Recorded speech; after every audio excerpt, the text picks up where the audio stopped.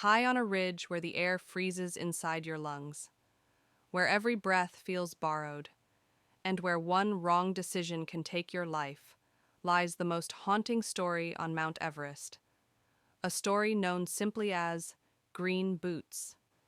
For decades, climbers passed by a silent figure in bright green mountaineering boots. He wasn't just a body, he became a landmark, a warning, and a mystery. Tonight, we uncover the truth: who he was, why he died, why no one could save him, and why his body could never be brought down, too. For years, nobody knew his name, but now we do. His name was Tsewang Paljor, a 28-year-old Indian border police officer, highly trained, experienced at altitude, quiet, disciplined, unshakably tough. Born in the Himalayas of Sikkim, he was a man shaped by mountains. His dream was simple and powerful: to become the first Indian climber to reach Everest's summit from the north side in 1996. The Indian expedition had 8 elite climbers, supported by the government, driven by national pride. Among them, the 3 strongest high-altitude specialists, Tsewang Paljor, Dorje Morup, and Tsewang Smanla. These 3 were chosen for the final summit push. Success meant history. Failure meant silence. 4. Their plan was perfect: leave early, summit early, return before the mountain turned deadly. But Everest had other plans. They started late. Hours late. Strong winds blocked their path. Communication with base camp failed. The route took longer than expected, and the pressure to succeed pushed them forward even when the mountain was warning them to stop. On Everest, a late start is one of the most dangerous choices you can make. The north route is brutal. Its final obstacles: the first step, broken rock and unstable slabs. The second step, a near vertical wall towering above the death zone. The third step, an icy slope carved by freezing wind. Here, the air is so thin it feels like inhaling through a straw, and here, the Indian team slowed down dramatically. Chinese climbers warned them, the wind is coming back, but they pushed forward. Why? Some say national pressure, some say summit fever, the dangerous obsession with reaching the top. Others believe their radios failed and they never heard the updated weather forecast. Around 3:45 p.m., they reached the summit. But the summit is not the goal. Coming back alive is. And for them, that became impossible. 7. As they descended, the mountain struck. Temperatures plunged to -40. Wind roared at 60 to 100 miles per hour. Their oxygen was nearly empty. Darkness swallowed the ridge.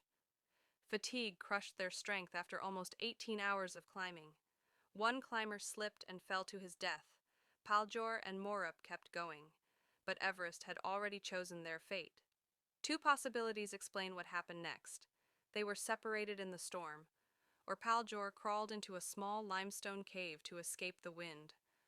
That cave would later be known around the world as Green Boots Cave. He sat down, leaned against the wall, and waited for the storm to pass, but the storm didn't pass, and he never stood up again. 9. Why didn't anyone save him? Because at 27,800 feet, you enter a place called the death zone, where rescue is impossible. A climber can barely carry their own weight, let alone another human being. Oxygen runs out within minutes. The cold kills faster than help can ever arrive, and anyone who tries to help becomes another victim. On Everest, there is no rescue, only self-rescue. Paljor could no longer walk. His story ended there. 10. Why wasn't his body brought down?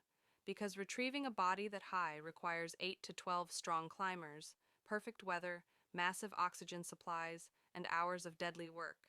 Many rescuers have died trying to bring down other bodies. So the mountain keeps its dead. And so, Paljor remained. 11. Why the name Green Boots? His bright green koflak boots were visible from far away.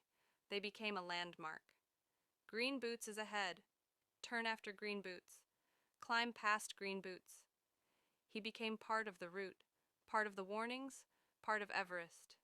12. But Green Boots is not a horror story, it's a lesson. On Everest, people don't die because they are weak. They die because they misjudge time, late starts, bad communication, ignoring the mountain's signs.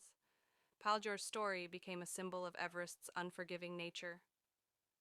13. In 2014, his body disappeared. Some say he was moved. Some say snow buried him. Some say he was placed deeper inside the cave to give future climbers peace. But the legend never disappeared. Green Boots remains the silent guardian of the North Ridge, a whisper from the mountain that says, respect the time, respect the mountain, or the mountain will take you. If this story moved you, if it made you think, if it made you feel the weight of Everest's truth, subscribe, like the video, and share your thoughts in the comments. My name is Erkesuluu, and this is Frost of Heights, Holodvisity, where the mountains speak and we listen.